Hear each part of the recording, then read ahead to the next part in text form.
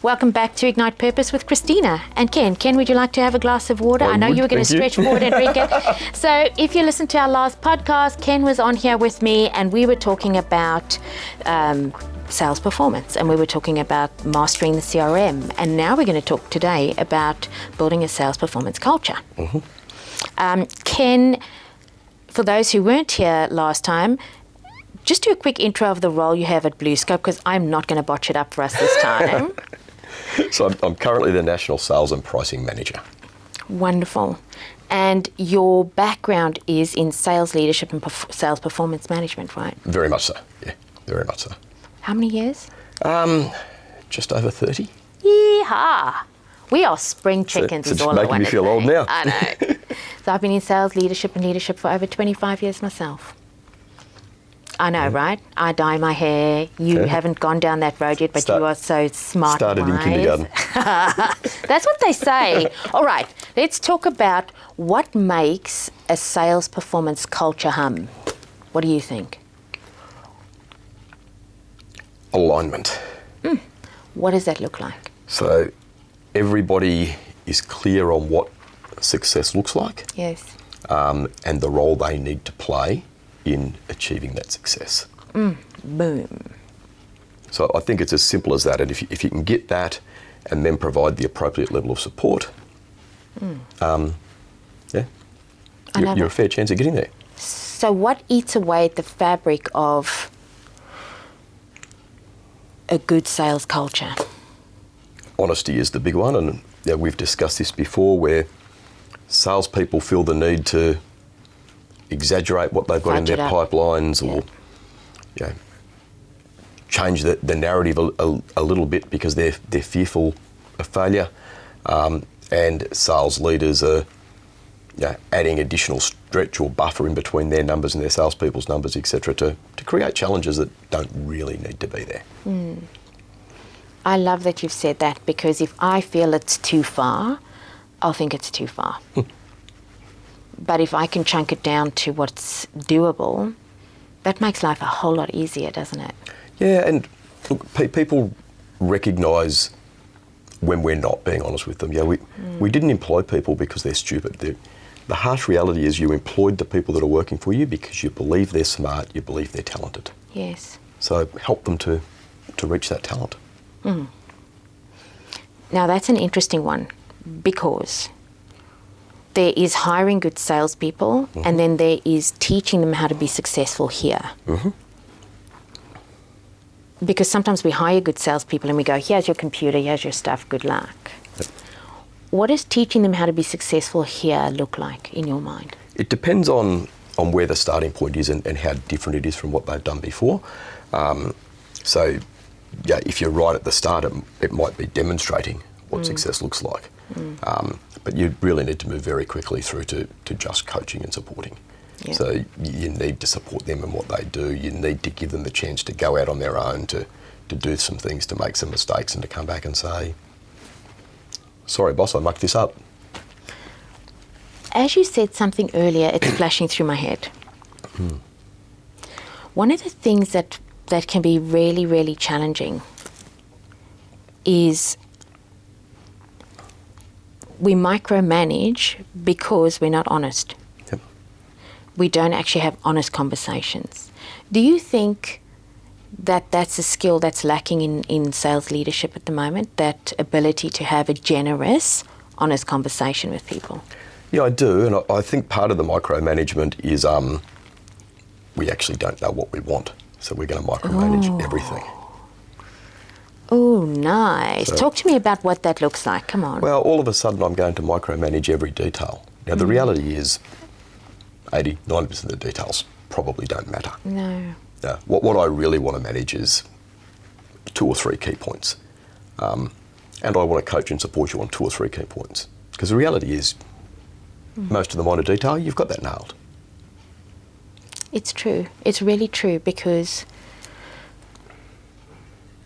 if you have come from being a successful salesperson and then you're a sales leader and now you're working with these people and you're seeing all the things they're not doing, you're trying to fix everything, but your job isn't to do that.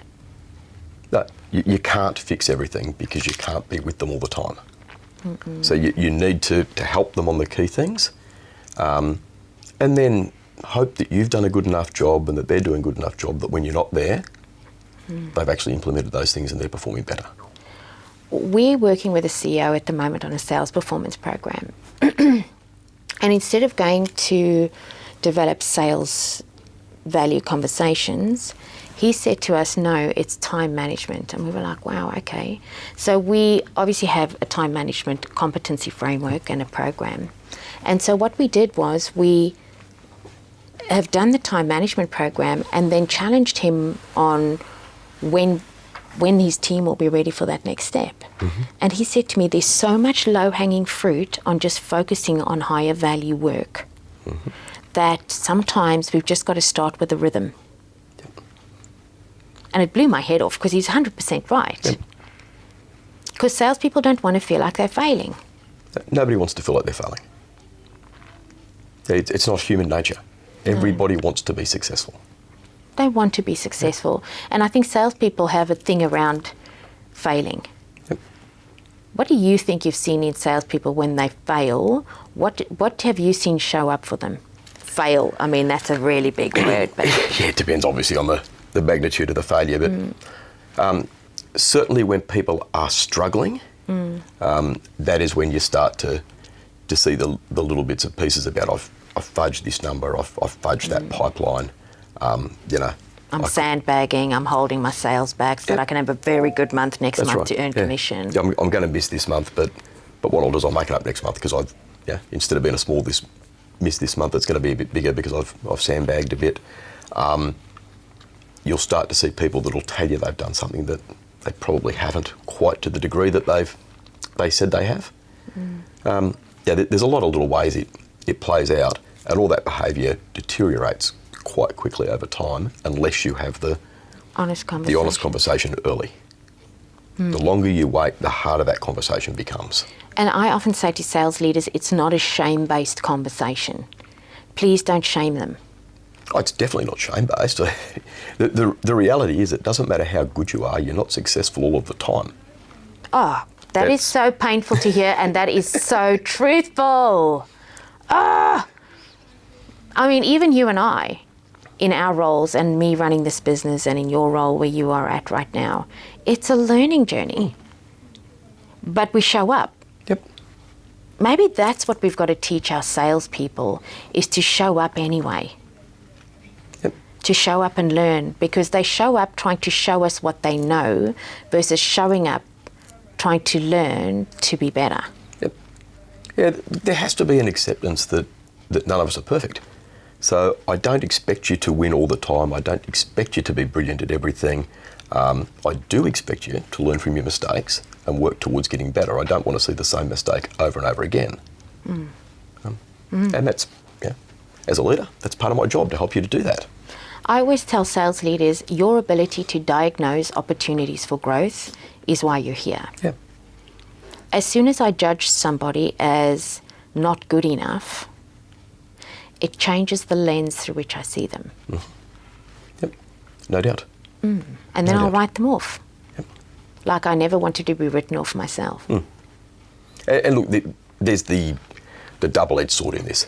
There is no doubt that for whatever role, job fit or whatever else, some people cannot do that role. It's just not in their wheelhouse, that's it. Doesn't make them a bad person, doesn't mean that they can't be incredibly successful at something else or somewhere else, but for whatever reason they're not suitable to that particular role at that particular time. I love this. And we can kind of just leave a few more tips for people, but oh my gosh, what is his name? Sean Acor talks about finding your fireflies. And he talks about being able to be with people that when you are with them, you're better, you get it, it lights you up. Yep. And that's why we started, even in our business, the best fit recruitment approach, because if we can help people find the place where they are better and they can bring what they have, imagine. Yep. Imagine. They're better, the organisation's better, everybody's happier. And I always like saying, date the business you're going to join, make sure it's right for you. Yep. Yeah, that's right. Sales culture. Let's give the leaders out there 5 tips, Ken. 5 tips to bring sales culture to life. 1. It's all about the team, it's not about you, so support your people. Boom. Have a good dose of humility every day. Yep. Give me another one. Your core role is actually to support your people to do better every day. I love it. You do that, you'll hit the numbers will be okay. The numbers take care of themselves because you're doing the work, right? 3. Make sure you understand properly the things that matter. What are the drivers of success? Don't just keep looking at the scoreboard and wondering why you've won or why you've lost. It's like any sporting team now, they capture all the stats. Know those stats for your sales organisation. Here's the things that matter, and if we keep doing them well, then we'll be successful. Love it. 4. Sorry, I did have to say 5, Dig in that bag. Dig in that bag. Look, I'd say that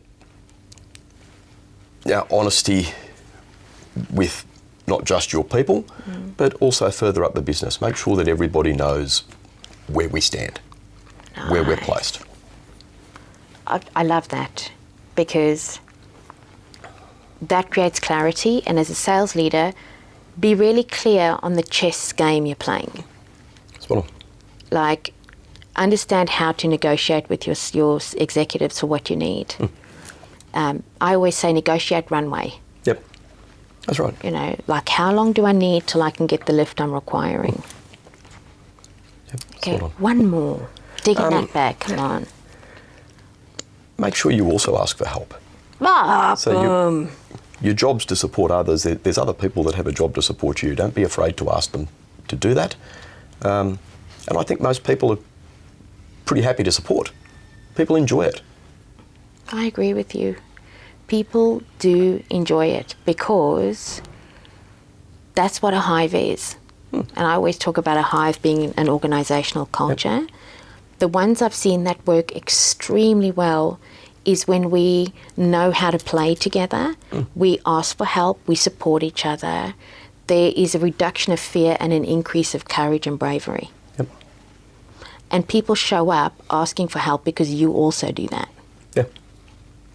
Well, people are happy to help those that are happy to help themselves.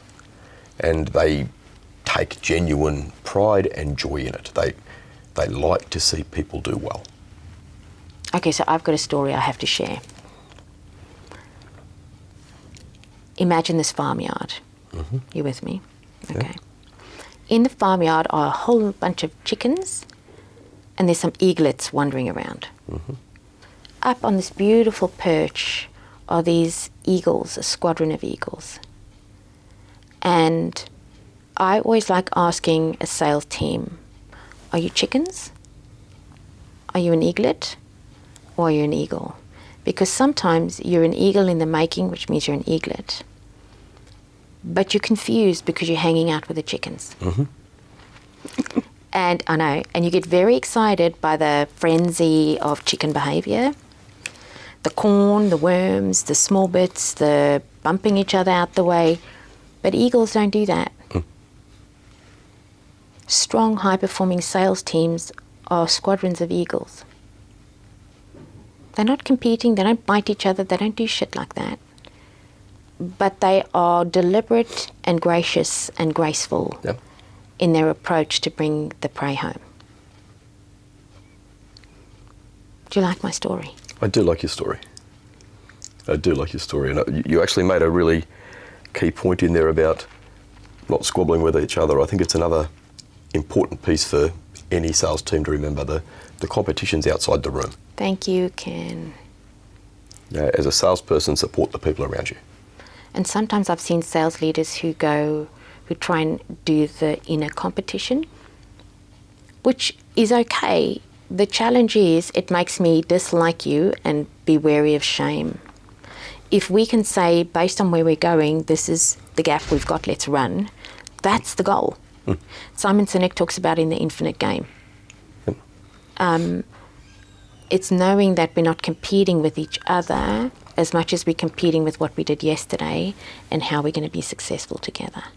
Yeah, it's an interesting piece in salesperson behaviour. You often hear people say, salespeople are competitive, so I'm going to have leaderboards and high performance clubs and all these sort of things. And they've got a place, but just be careful because it can lead to the wrong type of behaviour. It leads to the mean school kids on the playground behaviour. Yeah, you want and elitism. You want your salespeople to be competitive. You just want them to be competing against the opposition, not against their teammates. And competing against what they did last year. Yep.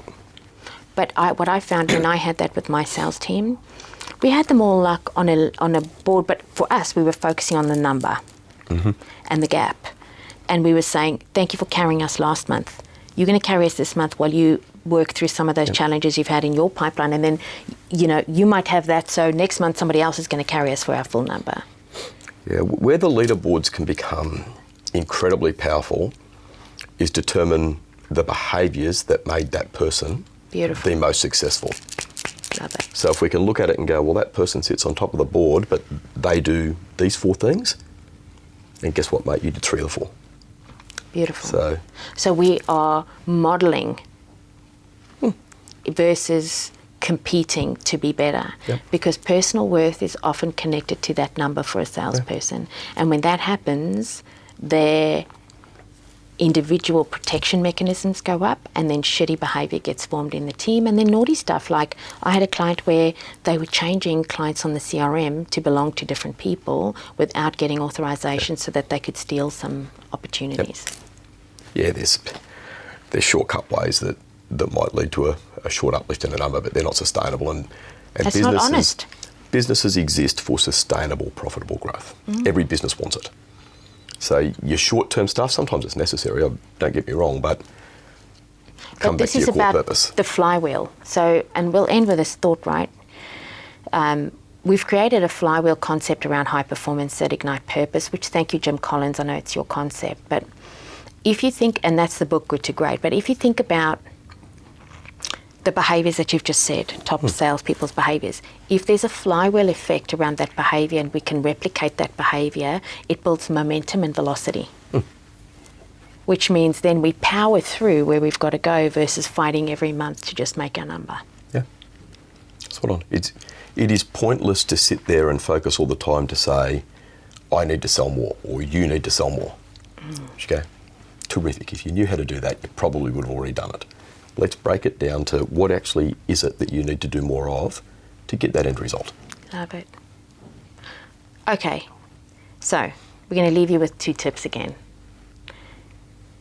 My tip is, and then you're going to give yours, and then I'll give one, and we each give 2, right? Make sure you hire eagles or eaglets. Chickens have their place, but make sure what an eagle or an eaglet looks like. Now it's your turn, Ken. Be clear on the factors that lead to success. Love it. Acknowledge the behaviours that build momentum and velocity to create a flywheel as you teach and coach that so that it can build momentum and velocity. Ken? Just coach people around those key factors. They will be successful if they improve in those key factors. Coach them, support them, help them. So Ken and I have a call out for you as sales leaders. If you've listened to our podcast, episode 1 and 2, we will be back. Of course, we'll let you know when the next episodes are, but send us your questions. Let us know what your challenges are. We want to help. We want to be supportive. It is our passion. And attend our webinar. Please. We can't wait to see you there. Please, we're looking forward to it. Thanks for hanging out with us. Thanks, Ken. Thank you very much. Okay, really enjoyed it. We'll see you soon. Thank you. Cheers. Bye.